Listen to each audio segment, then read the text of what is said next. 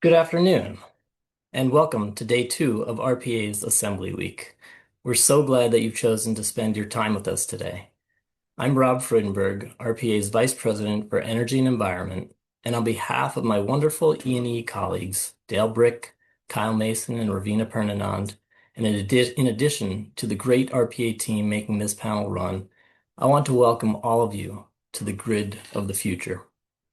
Over the past year, RPA has been working hard to research, plan, and advocate for a clean, affordable, resilient, and reliable energy system, including strongly speaking out in support of offshore wind and other renewables, which have unfortunately been under attack from the federal government, while also providing a range of educational reports on our energy system, including what goes into your energy bill, all summed up in our report, It's Electric. And whether it's a war going on half a world away, or conversations about developing data centers or battery storage systems in or around your community, or perhaps the knot in your stomach as you prepare to open your next electric bill, energy has quickly become a top-of-mind issue for everyone. That is why we've put together a panel around the topic of the grid. Our energy grid, as a recent New York Times op-ed beautifully laid out, is the backbone of our energy system, generating and distributing the power we need for what we've come to expect as everyday essential activities. The core grid is old and in need of upgrades and investments, but the direction of the grid and the economies it supports is at a crossroads. Two very different visions for the future grid have been advanced out of Washington, D.C. over the past few years. And we are left trying to build on what we have, continue what we started to change, and figure out where we want to take the grid next. To help us unpack this moment, we not only have a distinguished panel, we have one of the key architects of one of those visions, former Secretary of Energy Jennifer Granholm. Secretary Granholm was our nation's 16th Energy Secretary, appointed by President Biden in 2021, where she worked to ensure that a clean, modern energy system was a crucial part of both the bipartisan infrastructure law and the Inflation Reduction Act. And she oversaw $200 billion worth of Department of Energy investments into companies and projects to accelerate the clean energy transition. Earlier in her career, Secretary Granholm served as the two-term governor of Michigan, successfully steering the state through the Great Recession with a focus on clean energy and revitalization of the auto industry to build electric vehicles. Before that, she was the state's attorney general. Notably, she was the first woman to hold each of those offices. Currently, as the CEO of Granholm Energy, she serves on the board of Edison International and as a senior advisor to the DGA Group, working with businesses and organizations on clean energy solutions. And, particularly close to home, she's fresh off a stint as co-lead of Governor Mikey Sherrill's Transition Action Team, making energy more affordable and reliable. Thank you for your service to New Jersey. It is my honor and privilege to invite Secretary Granholm to offer some live opening keynote remarks to set the stage for this important panel discussion on the grid of the future. Secretary Granholm? Great. Thank you so much, Rob. Thanks for the introduction. Thanks for inviting me and letting me kick off your panel with a few remarks. It's really a great pleasure to be with you all. And I can't, I just can't say enough about how important the work that you do is with communities and planning, et cetera, for this clean energy future we know is still coming. So I was really intrigued by the title of today's panel, The Grid of the Future, because as we look out to today, from today to 2027 and into the future and to the end of 2026, of course, it's a very different vision than the one that we had even just a year ago. And I think it's important, as today's panelists discuss the future grid from here on out, it's important that we don't lose sight of the vision that we had and think about how much we can still do to advance it and to lay the groundwork for doing even more with future federal administrations that understand that clean energy is the path to energy security and energy affordability and a better quality of life for all Americans. So as you heard, I had the honor of serving as the Energy Secretary in the Biden administration. And in that capacity, I was able to work really closely with experts from government and from NGOs and academia and the private sector and the communities to shape an energy future for our country in ways that moved us away from polluting, climate changing energy sources toward clean ones. And these changes were made manifest in two pieces of legislation that I know you all know, the Bipartisan Infrastructure Law of 2021 and the Inflation Reduction Act of 2022. I cannot underscore enough the sheer magnitude of change to our energy future that those two bills ushered in. It's really hard to completely change the way that we power a country. We're not just talking about transitioning from, dirty old coal plants to clean homegrown renewable energy and storage. We're also talking about new transmission lines. You've got the CHPE going into operation momentarily here in the region and demonstrating, yes, we can build new things. And we're also talking about, of course, upgrading the existing transmission and distribution infrastructure. And we're talking about electrifying cars and trucks and space and water heating and buildings and industrial processes, all of that increasing demand for electricity. And of course, the topic that's top of mind across the country, which is the skyrocketing demand for new energy from data centers. The Bloomberg New Energy Finance actually pegs the demand growth that we're going to see at about 135 to 140 gigawatts over the next few years. That's the size of, 135 San Franciscos. So we got to think about this.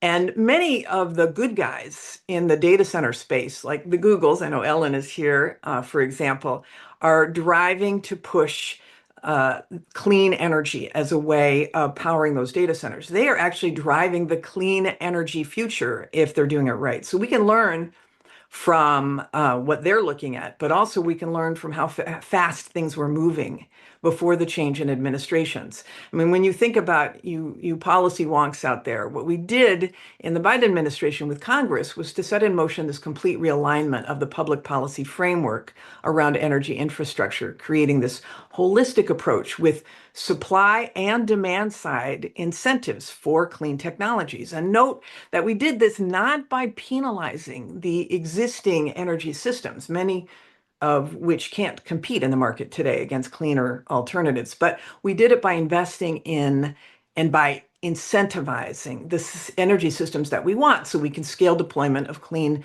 sources. Carrots work, people.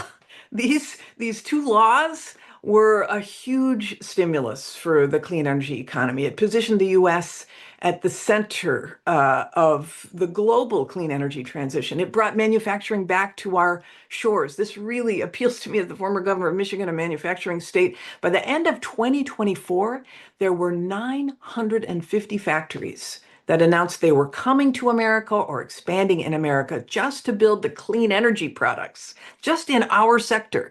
950 communities, 950 factories. That represented hundreds of thousands of jobs. The US was irresistible for investment. We saw the largest additions of clean energy to our grid than ever before. 30 Hoover dams worth of clean power added to the grid in 2024 alone. So it was working. Okay. But now it's a new day. And this administration's vision is obviously fossil fueled. It's doubling down on the technologies of the past. It's a vision that pays $1 billion of taxpayer money to an offshore wind developer not to build an offshore wind farm, but instead to abandon that farm and to develop oil and gas that's going to flow to Europe.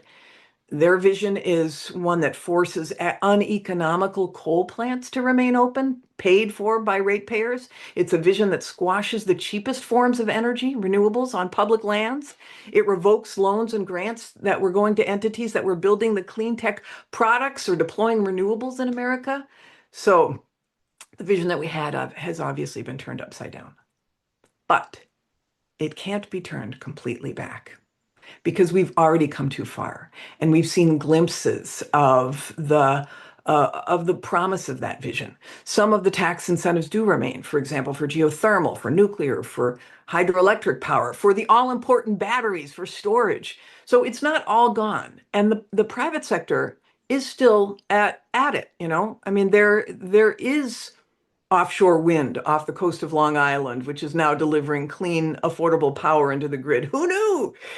EVs are zipping on past the gas station, selling $4 plus now fuel. I saw a report this morning that globally EV sales have shot up dramatically since the war began. There are safe battery and energy storage systems being proposed as replacements to polluting peaker plants in communities that bear the burdens of environmental justice. There's a port in Brooklyn putting skilled workers to work completing the next offshore wind farm. Yes, all electric, affordable housing, bringing air conditioning to all residents, insulating people from volatile energy prices through heat pumps that spike with global conflict, as we saw with the war in Ukraine and we're seeing right now with the war in Iran.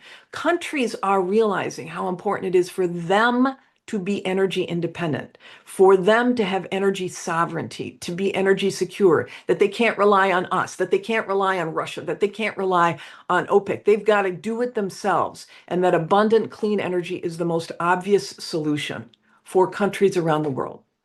My former colleague, Eamon Ryan, the energy minister of Ireland, in reflecting on how energy was weaponized during the Ukraine war, he said that renewable energy is perhaps the greatest peace plan the world will ever know. Thank you all for being warriors for peace and for our shared home, our planet. Thank you again for the opportunity to speak today. Keep up the great work. Thanks, everybody. Wow. Thank you so much, Secretary Granholm, for those insightful and inspiring remarks. I can't think of a better way to lead into our panel or a better person to have delivered them. And I think you might have named next year's panel Carrots Work, people. You are certainly welcome to stick around and listen in, but we know that your time is valuable and limited, so we really appreciate that you could spend some time with us here today. Thank you, Secretary. Now for the panel. So first, I want to thank Con Edison for sponsoring today's panel. Their sponsorship means everyone can watch this panel live today and recorded in the future for free. Thank you, Con Ed. As you listen to the conversation today, please feel free to drop questions into the Zoom Q&A feature at the bottom of your screen, and we will get as many of your questions as we can over to the group towards the end of the panel discussion. And now I'm very pleased to introduce our panel's moderator, Jen Hensley. Jen is the Senior Vice President of Corporate Affairs at Con Edison, the energy company that serves 10 million people in New York City, Westchester, Orange, and Rockland counties. In her role, she oversees government and community relations, regulatory affairs, communications, marketing, and philanthropy. She's a member of the company's corporate leadership team, and in addition to other board memberships, including NYSERDA, we are proud to call Jen Hensley an RPA board member and a member of our executive committee. Jen, I'm not sure how you have time to be here today, but it's all yours. Thanks so much, Rob, and thank you to Secretary Granholm for that wonderful introduction and scene setting for us. I'm really excited to be here today and thank RPA for this convening and for everything you do to advocate on behalf of our tri-state region. I'm going to introduce our panelists now and ask them to join. Senator Andrew Zwicker, do you want to lead us off? Thank you, Jen. Thank you for having me here today. I come to you from the New Jersey State House in Trenton, where we're on a break from our budget committee. I bring, I think, a unique role because I am not just a New Jersey state legislator, but I'm a physicist by training and have spent my entire career at the Princeton Plasma Physics Laboratory working on the development of fusion energy. And so I hope to be able to bring both of those into our discussion. I'm so glad to be here. Wonderful, thanks. And Mike Richter, I'll ask you to introduce yourself. Thank you, guys. Jen, thank you so much for having me. It's a fantastic panel. Could listen to Secretary Granholm all day. That was fantastic. And I think just in our panel discussions, we have a lot to talk about here. So I'm looking forward to it. Thank you very much. Excellent. And Ellen Zuckerman from Google is also joining us. Hi, everyone. It's great to be here today. My name is Ellen Zuckerman. I'm head of energy market development for North and South America for Google. In my role, I oversee a team that's working with stakeholders, regulators, decision makers to help Google scale its footprint, but to do so cleanly. And it's a point of personal pleasure to be here today because I actually got my energy start working in low-income weatherization in New York. So really thrilled to be a part of the conversation. We'll bring all your expertise, Ellen. Thank you so much. And lastly, we're joined by Hutan Movini. Thanks, Jen. Good afternoon, everyone. Before I begin, I just want to thank Rob and team for this incredible opportunity. By way of introduction, my name is Hutan Moveni. I'm a vice president at Grid Strategies. Before joining Grid Strategies, I held various roles in the public sector, including the founding executive director of New York State Office of Renewable Energy Siting. Look forward to conversation. Well, thank you all so much for joining us. And again, thanks to RPA for convening. Secretary Granholm laid out a lot of her work over, frankly, her whole career, advancing the clean energy transition and really thinking about the policies and the technologies that are going to underpin that transition. For each of you, maybe we can jump in and just talk a little bit about what does the grid of the future look like from your perspective, and how do you think about the needs of the changing landscape in order to make sure that the grid is capable of doing what we need today and in the future? Maybe Senator, can I kick it to you to start us off? Sure. Thank you, Jen. I'll do my best. There's so much behind that. I think the number one thing when I think about the grid of the future is that it's a smart grid and it's a bi-directional grid. And by that, I mean that information is flowing everywhere. Smart meters are not just at homes, but at various critical points. Microgrids are starting to pop up across our region. Advanced storage is in place. I mean, as the secretary talked about, we have a lot to do as we both meet the demand, but meet it in a way that is clean and sustainable. And as she said, the cheapest, fastest way to do that is through renewables. But regardless of the headwinds that are coming, I think that's it. It's how do we, in a way that is affordable, because that is the buzzword, as she mentioned, start to really push on a smart bi-directional grid ready to handle new sources of energy, but really new ways of getting energy, electricity, and heat to our homes, our factories, and our businesses. Mike, you're at the forefront of some of that with the geothermal investments that you've been advancing. Can you talk a little bit about that technology and how it's being deployed and what role it has in affordable, cleaner energy in the future? Sure, Jen. And I really didn't introduce myself properly. My name is Mike Richter, and I am the president of Breakcore Energy, and we are a commercial, industrial, clean energy solutions company. It's vague because most of these retrofits that we do and new builds are customized. We have really three legs to the stool. It's lighting and it's solar and small controls. But what we really want to talk about is geothermal, where you're using volcanic activity. You are using the thermal mass of the earth, wherever you are, as basically a storage unit, a battery. The ambient temperature in the ground is about 55 degrees, and we're able to just have a closed loop system that takes advantage of that massive thermal load, both in the winter and the summer. And really, this is simply an efficiency play, which the senator just mentioned. I think it's really important to understand the cheapest electron out there is the one you do not use. And everything we're talking about right now is this awesome intersection of massive demand coming in with limited supply. So if I can push down the amount of energy that my building uses, my home uses, my school uses, my university, I'm going to be ahead of the game. And that's exactly what we're trying to do.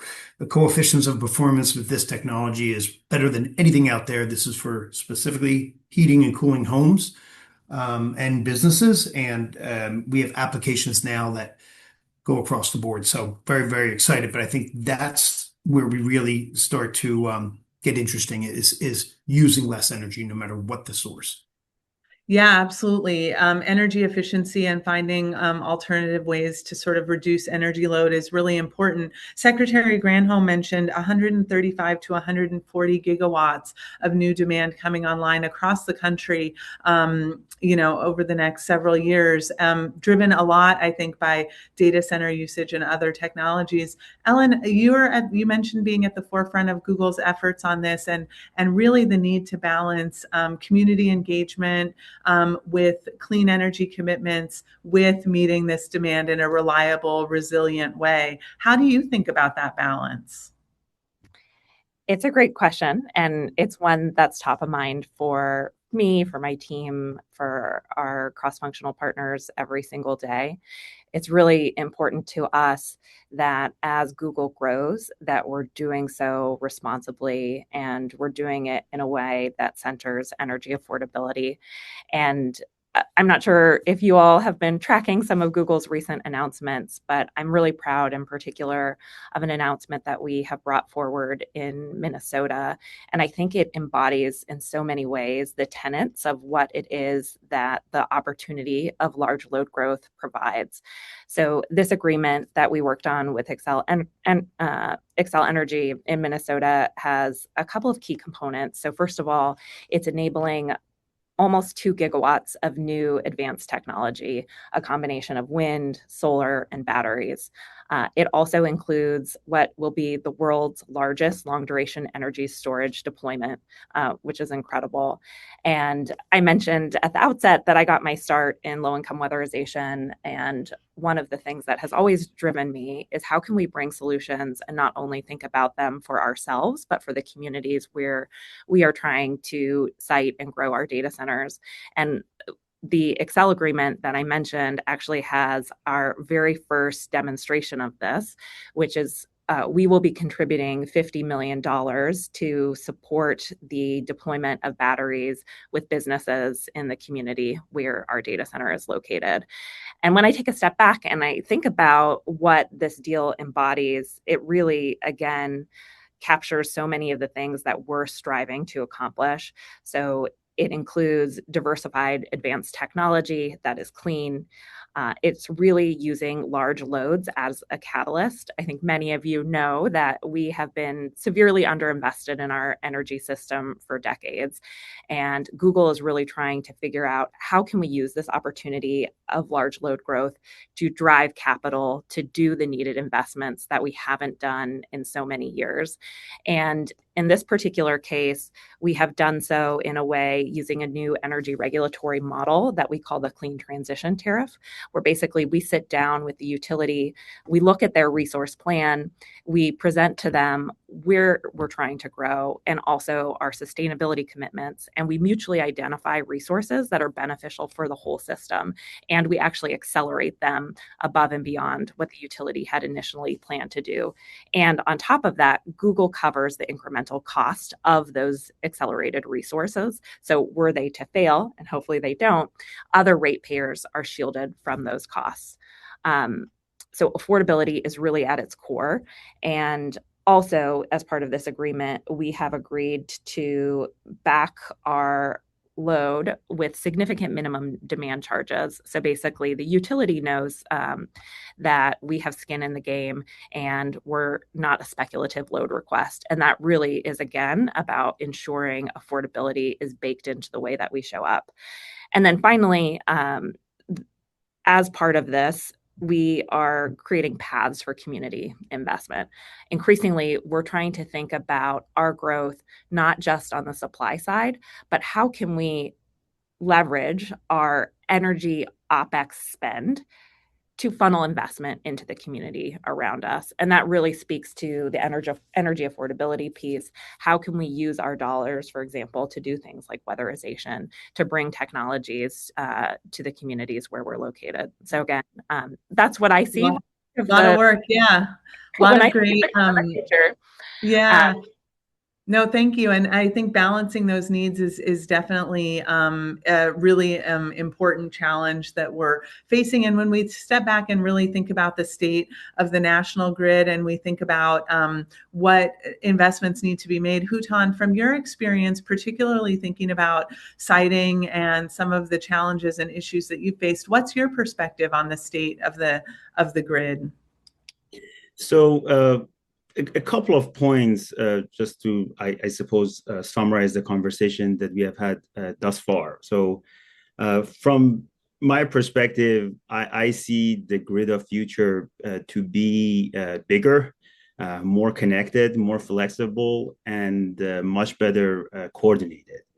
Bigger, Ellen covered it perfectly well, so I don't want to repeat it, basically because of load growth.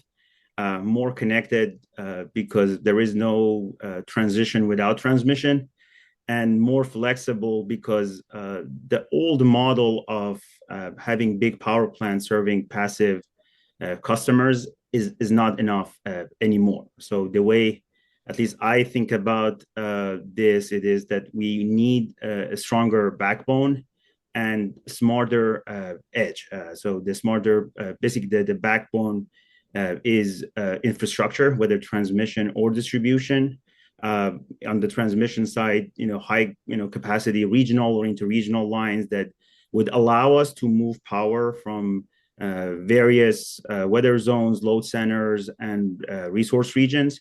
And on the edge side, basically everything that's closer to customers, from batteries, EVs, smart thermostats, heat pumps, to large industrial load centers. And if we basically figure out a way, technically it's possible, but regulatory wise and policy wise, figure out a way to coordinate these large loads, they can act very much like resources, not just passive demand. So in a nutshell, basically, I find the grid of future to be not simply a technology solution, but it's a better coordinated system, more regional, more digital, more flexible, and much better in moving power from basically where it's cheapest to where it's needed the most.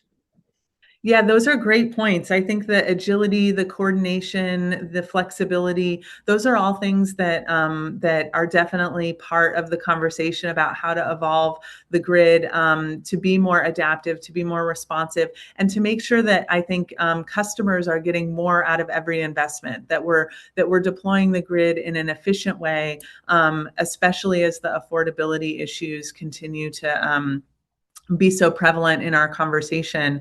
But from a policy perspective, I'm interested in maybe Senator Zwicker, if you have a perspective on sort of what the biggest policy barriers are. And particularly RPA does, I think, a really excellent job of convening us regionally as we think about some of the challenges in PJM versus NISO and other places. What should we be thinking about from a policy and regulatory perspective? Yeah, thank you. I mean, look, this is it right now, is that all of our policies, all of our funding mechanisms never anticipated the large load growth, the data centers that are cropping up everywhere. I applaud what Google is doing, as are some of its competitors. But from a policy perspective, what else can and must we do? Because what Google may be doing locally is not going to have an impact nationally, at least not right now, or in New Jersey. And unlike New York, and you mentioned it, Jen, New Jersey's part of PJM, the regional transmission grid. And so what that means is, especially when it comes to data centers, whatever public policy we put forth within New Jersey is still going to be impacted by what Virginia does or Pennsylvania does or any of the other states. And so I think about this in a couple of different ways. Just on that one point, we just need to start thinking regionally. Because if we stay in PJM, and certainly right now that is our intent, then we have to work across the various states to have common public policies. That's good for the states, that's good for the residents. It's also good for businesses so they know that they're dealing with, as best as possible, a uniform set of policy perspectives. I think the other thing, though, that we have to look at is the fact that in New Jersey and in most other states, much of the way we do this is on the backs of our ratepayers. And figuring out what we're going to do, we all talk about a smart grid, a bidirectional grid, a grid that is got sensors everywhere. How do we, as quickly as possible, create that grid, create the other parts of what we need, whether it is storage or new sources, but do that in a way where people are already being pushed to the brink. And so it's going to take some difficult conversations with utility companies and public policy makers to figure out what that is going to look like, because the only other thing we can do is do nothing. And that means that as things get more and more unaffordable, it will slow things down. And as Secretary Granholm mentioned, I mean, time is of the essence. We have these tools in place. What's happening right now in Washington is a concern, but we will rebound from that. And so we've got to quickly bring all this together.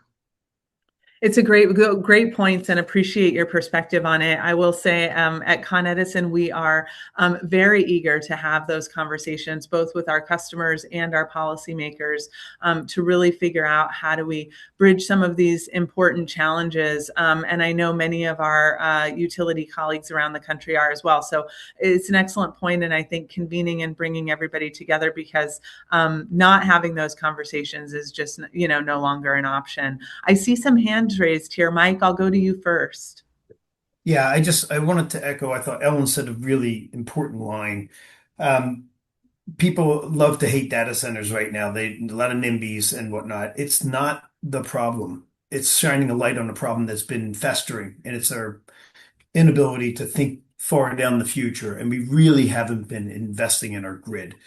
And these problems are now coming to roost in a very accelerated fashion because of this um, enormous technological leap that we've had. We don't want to suppress these evolution of capabilities in terms of these data centers. So yeah, the grid needs to catch up. This is not a plant by Jen, but I will just say that we have had at Breakcourt incredible fortune working with a number of utilities in the Northeast where we're primarily located, but Con Ed in particular. made a retrofit of a 120-year-old building in off of Central Park in New York City, right across from the Museum of Natural History, with geothermal. And this is an important um, data point because they are getting time of use pricing on their use of energy. How? Because the sophistication of a lot of the technologies that are coming along now. And we are able to understand a 15-minute interval data when a polar vortex is coming in, say, Friday. We can preload boreholes. So this is borehole thermal storage. This is truly taking BTUs, stuffing them down a hole, and take them shortly in the future. What does that do? That starts to modify those huge spikes that we're starting to see. Everybody's electrifying right now. And that means the load is going to shift to the winter time. When grandma doesn't have enough BTUs in her home, that's going to be a problem. So they're starting to shave these loads and get incentivized for it. And that is Con Ed, thinking out of the box. So the structural change that you have to have in the policy and the utilities of the future is happening right now, and we're a beneficiary of it. So I really do want to shout that out and start No, to. I appreciate that, Mike. And definitely what you heard, what is embedded in that story is really a joint partnership and a willingness to sort of try new things, think creatively, all things that we know our grid needs now. After candidly several decades, generations of energy being a relatively sleepy commodity that people really weren't paying that much attention to. When I started at Con Edison, I was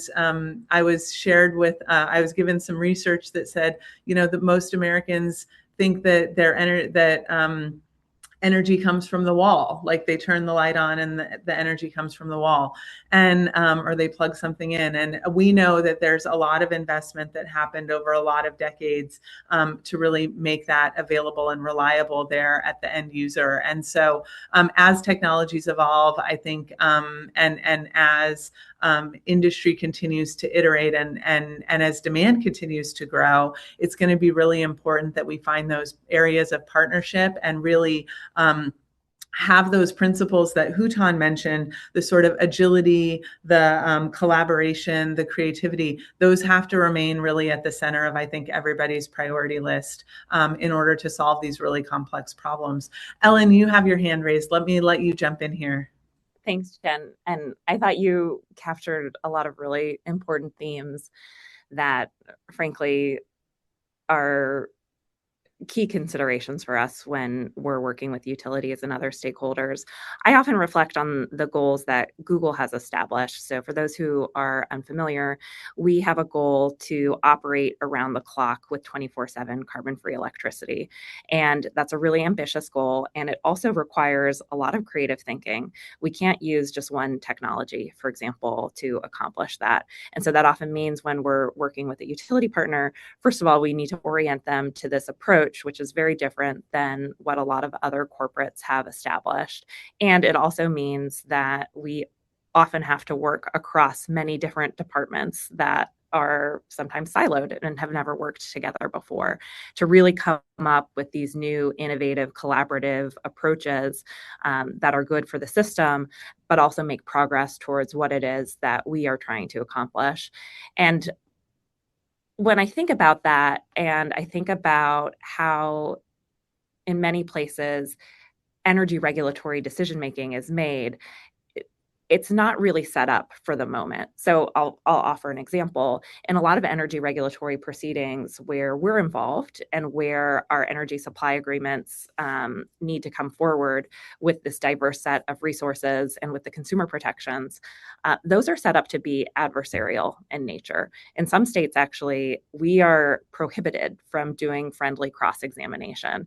And so we're trying to work on these really complex solutions, and yet our primary mechanism for working with one another is through adversarial testimony that's sometimes hundreds or thousands of pages long. And I think we need to figure out new approaches so we can talk to each other about doing this work. I think a lot of the goals actually are shared, and there's a huge opportunity here. It's just that many of the ways that we have traditionally done things are not necessarily set up for the opportunity of this moment. I also saw in the chat there was a great question around, how can we work together more? And I would say there are actually some really compelling examples that have not necessarily made it into the headlines.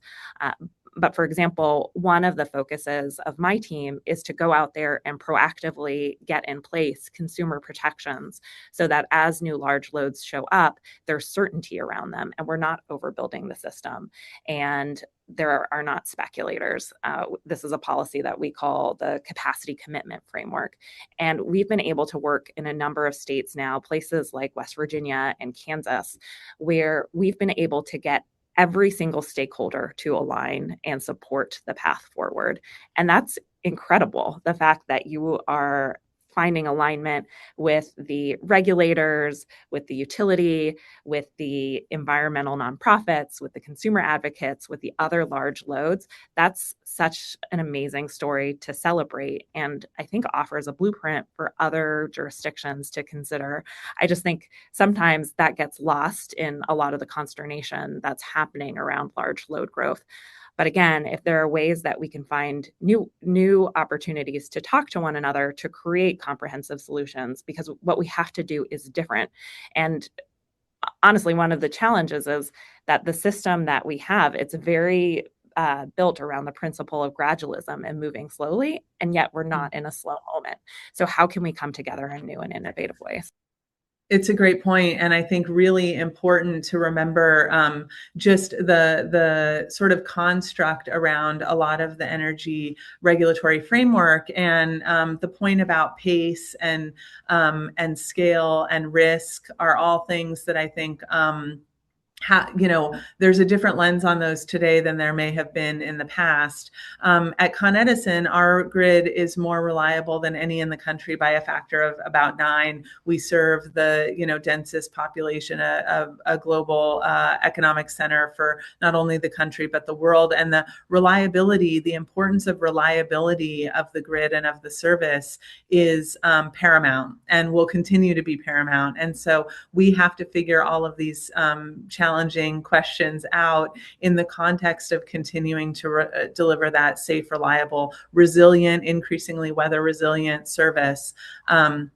And so for sure, I think, the communication and the collaboration is going to continue to play a really important role. Hutan, as you think about the grid edge engagement that you talked about, sort of smarter, more agile resources really out at the customer level, you mentioned smart meters, which are an incredible tool to collect data, to understand how the grid is being used and how to maximize its efficiency and impact. How do you think about some of these challenges and the importance of engagement, either with customers or with policymakers? As a former regulator, I think I echo everything Ellen said. I think this is more than anything else is a systematic issue that we have to resolve, and that would be changing the traditional way of or conventional way of regulatory proceeding, whether it's like rate cases or beyond, through providing carrots, incentives for utilities to think out of box and figure out a way to offer most affordable options for customers, and then for other participating stakeholders to figure out. I wish there was a simple solution to do it, other than we have to keep asking and try to get better at it every case in front of us moving forward, unless we can come up with some sort of legislative action to have an overhaul of the existing permitting process. So I find it as if you will, a more a systematic issue than just figuring out one ad hoc player here and there to do something. I don't think that would be scalable at the state or national level. No, that's helpful. Really interesting. Yeah, we heard carrots work, right?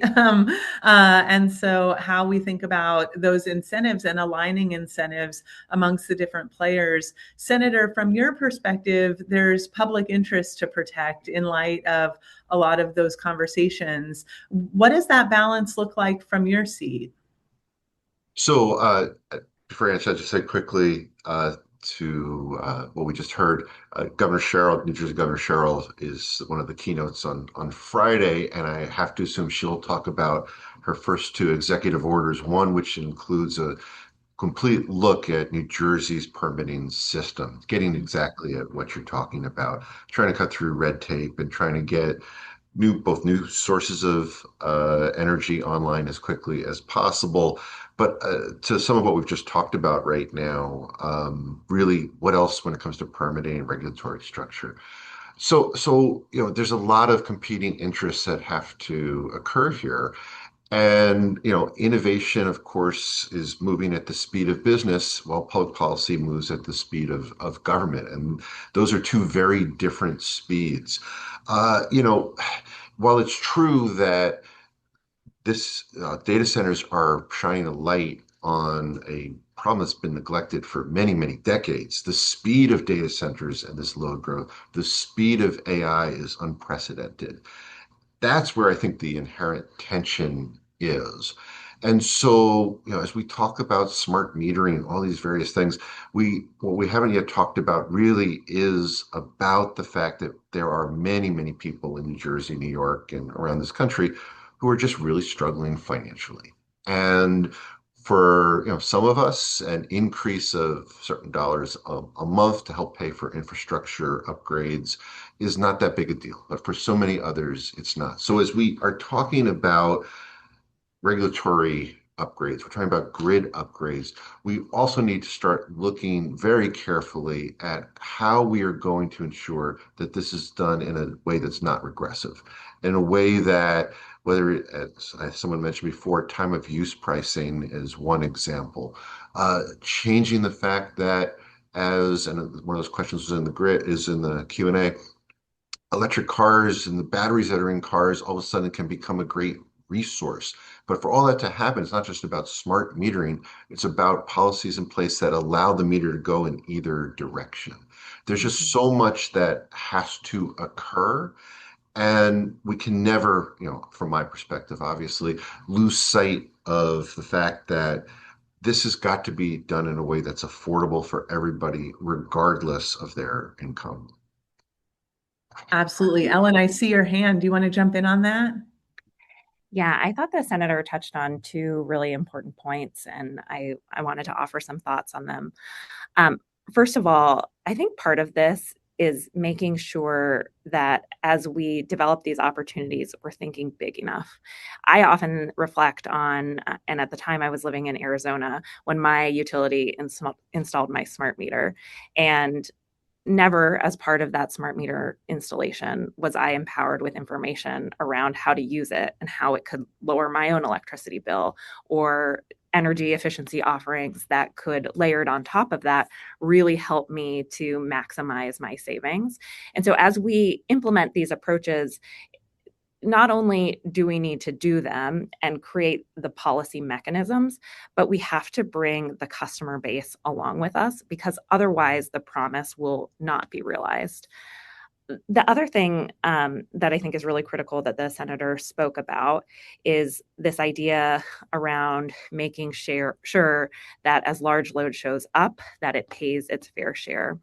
And I touched on this a bit earlier, but one of the things that we have been really focused on is making sure from the get-go that the system that we're building is right-sized. And one of our policy priorities has been to proactively put in place this framework that I mentioned, that as new large loads show up, they are signing long-term agreements. They are backing those up with financial milestone payments in term of collateral, and also are committing to significant minimum infrastructure charges. And this is really meant to de-risk the utility system model, because we understand what's coming is a step change, but it's also to ensure that that step change is right sized and we are not accidentally building a system that is too large for the load that actually shows up. And I think that's one of the biggest things that we need to get right first, is making sure that we aren't building too much for speculative loads that might not materialize. And then once we can solve for that, the problem gets a little bit smaller. It doesn't solve everything, but it is incrementally one of the first things that across the board, I think consumer advocates, regulators, large loads, all of the stakeholders can work on collectively. Ellen, it's a great point, sort of separating what the noise and the speculation from what is actually needed to really ensure that our economy continues to thrive and we're able to grow, and also that the grid is right sized for the demand that's actually going to be there in the long run. Those are really important challenges that I know are consistent all around the country. But you mentioned the customer and bringing the customer along, and your story about smart meters and sort of how the customer is empowered to use that technology for their benefit is, I think, a really important point. Mike, as you're thinking, you mentioned the customer that you're working with across from the Natural History Museum, installing the geothermal network there.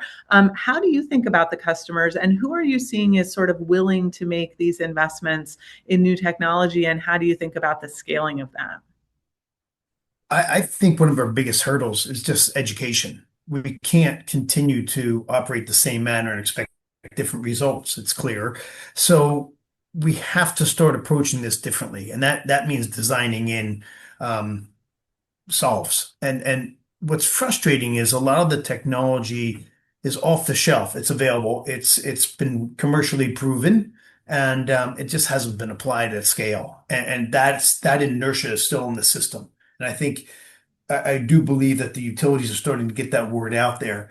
I mean, something that's been going on in Europe for quite some time, thermal energy systems, right? Sinks and sources of heat and cool. So we were literally looking at a Boys and Girls Club in Connecticut that had an ice hockey rink. What does that do? It's a giant refrigerator. It's a freezer. It's 27 degrees to keep that ice, and it dissipates heat out into the air. They had an old swimming pool that they were heating. So they're just grabbing cold air in the wintertime and heating that up for water aerobics for senior citizens. And they had a basketball court. None of this was speaking to one another. And that's a microcosm of a singular building that could take the waste heat from the hockey rink, stick it in the pool, and have free heat. We're doing this at scale now. If you just saw in Framingham, Massachusetts, that was a really celebrated project. And there's a lot of learning that came along with it. But there's about almost 200 homes that are involved in this, getting heating and cooling. It's a thermal network. So if you have a data center that can throw its waste heat into this, you have a source of hot water that's a source of hot, then there's a lot of sinks for it. So, when you have this heating and cooling load simultaneously, like you do in a big city like New York or Washington, D.C., there is always a customer for your waste. And that's just being as efficient as you possibly can. You've already heated those molecules up. Don't throw them back into the atmosphere. So what ends up happening really is a democratization of clean energy participation. You start to have these places that were asthma alleys now getting free heat from a dissipated source down the street. And instead of creating pollution, they're actually getting clean and also affordable energy. So I think this conversation has to start to say what is possible right now. Yes, we need everything that we possibly can develop, but there are off-the-shelf technologies right now being deployed around the world, but not right in our backyard, and we're screaming for more demand.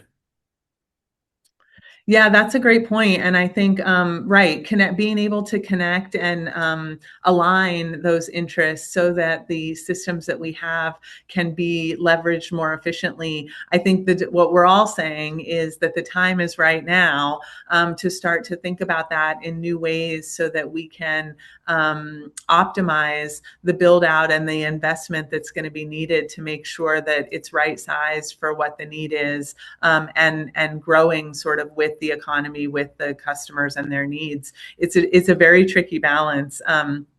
particularly in industries where we haven't necessarily seen that kind of optimization. There's always been, you could, you could run your AC with the window open, and it was, not a big deal. And as prices increase and customers feel that pressure, we're seeing behaviors change. We're seeing the needs change. And I think, it's great to have opportunities like this to bring folks that are thinking about these challenges together, because it is going to take really finding those opportunities, doing the education, connecting to the technologies, and Ellen, as you mentioned, really digging in and connecting with communities and meeting them where they are as they think about their different challenges, which I think are some of them are consistent and similar probably, but many of them are probably specific. So you have your hand raised there. You want to jump in? Yeah, I love what you said, Mike, about democratization of energy. And I mentioned in my introduction, so to be clear, I'm an energy efficiency true believer. I got my start in low-income weatherization, working in buildings across New York, and just saw how powerful of a mechanism those investments were for helping people with affordability, but also the health and safety of their homes, and how it's just such a driver of community investment. And we have been trying at Google to explore a path where, beyond just thinking about our own footprint, but also the supply side, we can tap into the funding that we have available to funnel it into communities to enable distributed energy resource investment. And it's interesting because when you offer this idea to most stakeholders, everybody gets it. And I think it's a fantastic idea. But one of the biggest obstacles is that we don't have the policy mechanisms, the regulatory mechanisms to easily enable this. And I think one of the things we need to work on writ large is trying to proactively put in place those mechanisms so that as new large loads show up, they have the highway that they can use to do the things that we all know are the right kind of investments. So that is my appeal to those of you listening today, is how can we work collaboratively to take a few steps ahead of the large load that is coming, so that as that large load shows up, we're really using it as a catalyst, and we're using it as a catalyst in so many different ways. Great points. Yeah. And I know we want to leave a little bit of time here for questions from the audience. So if you're tuning in, please drop your questions or comments in the chat, and we can pick those up. But maybe one last spin around the panelists here with really the question. Secretary Granholm talked about the evolving policy landscape at the federal level. Specifically as you think about the challenges at the local or really regional level here, what do you think is maybe an unlock or something specific that policymakers or stakeholders ought to really be thinking about and driving in the context of the discussion that we've had today? Hutan, maybe I'll start with you. Absolutely. So, yeah. I think Senator covered this, and Secretary also touched on this, but this narrative that renewables are the main affordability problem just doesn't match the evidence. And this is true time for leadership at the state level, that a lot of cost pressure is coming from the grid itself, whether on the transmission or distribution side, severe weather, equipment shortages, capacity scarcity, and delays in bringing new generation online due to permitting and interconnection issues. And in many part of the nation, renewables, specifically solar, wind, and storage, are still among the cheapest and most affordable resources that we can bring online. And I believe that the market speaks for itself. Like just yesterday was publicly announced that one of the largest IPPs across the nation just this past quarter contracted 4 gigawatts of renewables, including 2.2 gigawatts of solar and 1.3 gigawatts of battery storage. Second point is not that the alternative is just waiting to come online and everything else has lined up for them. Reality of this is, like, for example, New natural gas can play a reliability role here, but it's not, at least from my opinion, quick or simple release valve. And they also face major challenges, whether it's like supply shortages, whether it's permitting, EPC contracting, transmission, or interconnection. So again, I wanted to double down on this, that we can have a modern renewable grid that's affordable, but we only have to treat this as I think the theme here, I think I'm going over and over, I don't know if the other panels agree with me, is a system design problem that we have to figure out, not just necessarily slow transition. From my perspective, we need diverse energy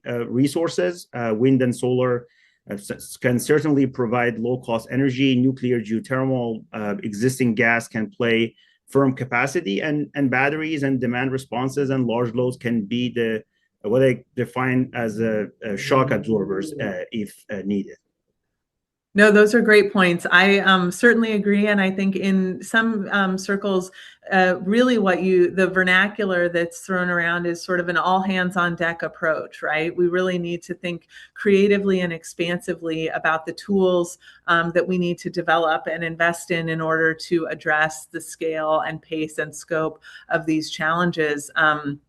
That I think, to the senator's earlier point, are coming on much quicker than anybody had forecasted or imagined, and matching those paces and really thinking urgently and creatively about how we leverage resources is going to continue, I think, to be a dominant challenge in this industry and in this issue, in this effort. Senator, any other thoughts from you on? Yeah. Yeah. Yeah, no, thank you. I agree. This is a system problem. I just add that we have to think about it in time frames, short, medium, and long term, to really attack this. The federal government's position on energy is just absurd. I mean, I could come up with other words for it, but it's just absurd. New Jersey was beginning the path to building about 11 gigawatts of offshore wind. That's all on pause. As the secretary mentioned, companies are being paid not to develop wind energy. The partisan attacks right now on non-fossil fuel energy are just counterintuitive to affordability, counterintuitive to everything we're trying to do as a society. Having said that, short term, it's clear renewables, battery storage, are the fastest, cheapest way to get energy on the grid. And in New Jersey, where we're part of, as I mentioned before, the PJM region, that capacity market is so sensitive to new sources of energy coming onto the grid that the faster we can get short-term solar, battery, and other renewables on, that will drive that capacity market down, and that's good for ratepayers everywhere. Medium and long term, we've got to look at how we're going to build significant sources of new energy. Nuclear is everyone's favorite. I am a pro-nuclear person, but it's going to take a significant period of time and upfront costs to build, whether that's large next generation nuclear or the possibility of small modular ones. And of course, one day, how can I not put in a plug for fusion energy? But we have got to, wrapping it all up, we have got to think about this as what can we do immediately, medium term, and long term. And Mike said something before, which is, we're talking a lot about putting all this energy on, but couldn't agree more with what he said, that energy efficiency and electrons not being used are the cheapest ones by far is the other thing. We cannot lose sight of that. We've got to push hard on energy efficiency. Super great points. Really helpful. Mike, a thought on that? Well, I always agree with the senator when he agrees with me. I would just really underscore this race for what dominates our energy portfolio. The incumbents are there. They've had their own subsidies. They still are having subsidies. Carrots work, and we need to continue the carrots on the federal level. And I'm in business because of it, because of that Inflation Reduction Act. But I can't underscore enough how the local level, just even having a test well drilled at your property is vital to even deciding on whether to go in this direction, for example, for geothermal.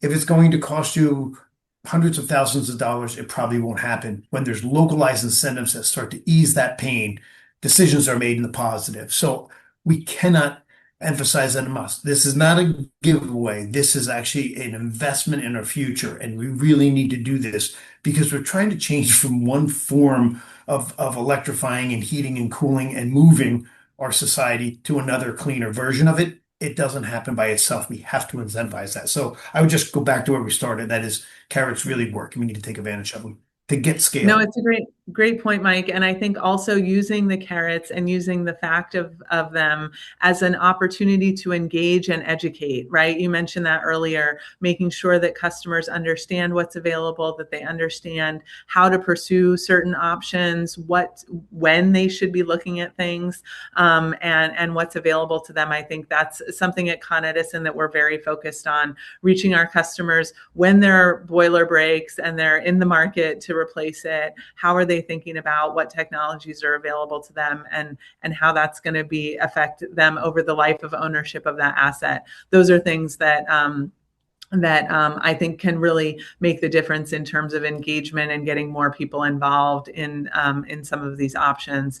Ellen, I'll turn it to you for a final comment before we open it up to questions. Thoughts from you on sort of immediate term steps and what we need to be thinking about from a policy perspective? I have three thoughts. One, I just want to reiterate what the senator said about energy efficiency. It is the clean, firm resource that we have today.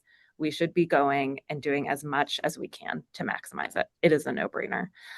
The second thing that I would want to stress is I think it's right that we need to be crafting policy solutions that look over the various time horizons.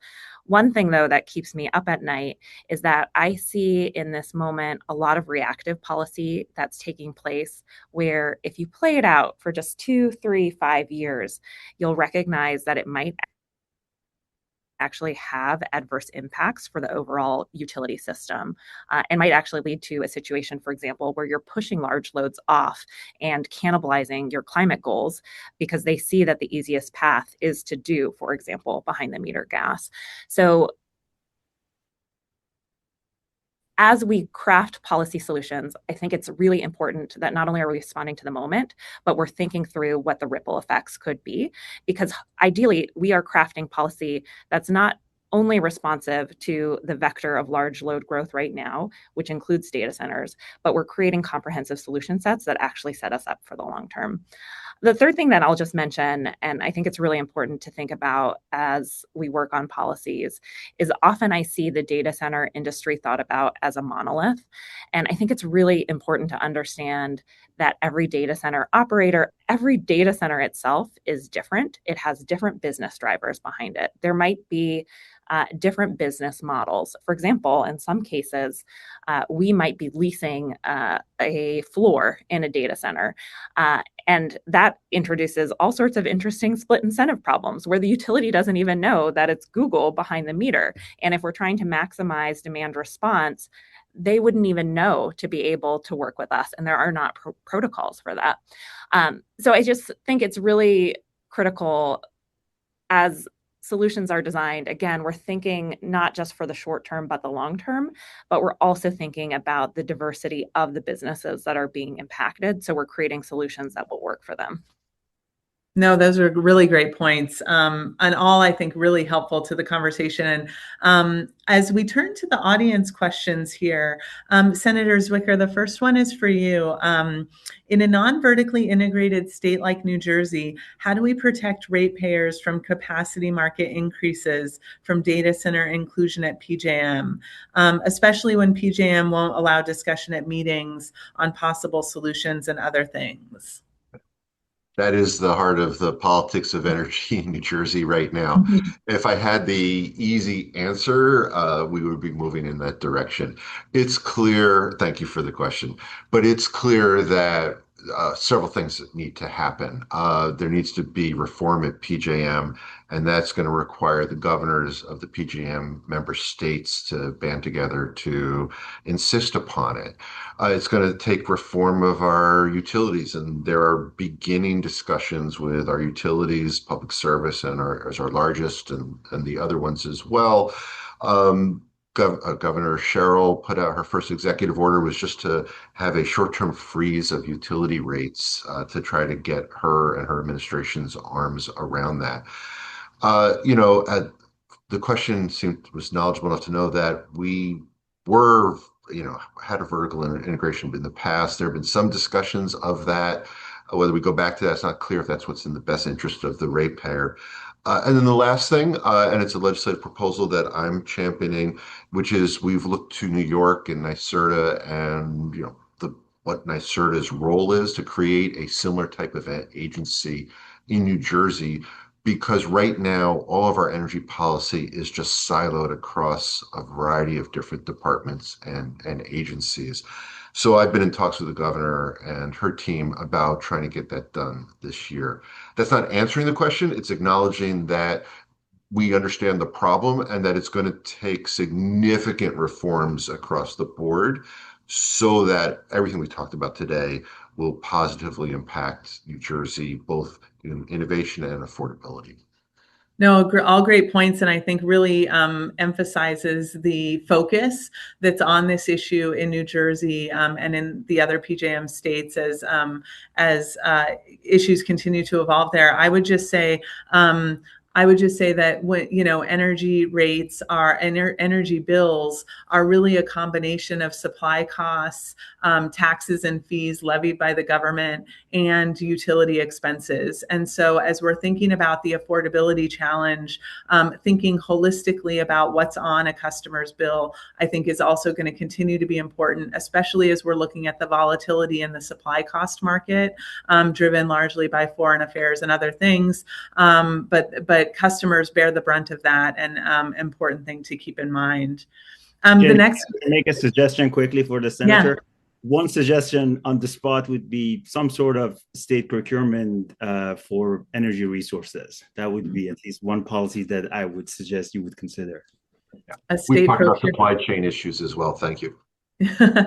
Yep, good points. Another question for the group, with companies like Google and others investing in their own off-grid powering, what are some of the main incentives for private developers constructing electrically self-sufficient load centers to strengthen the existing grid?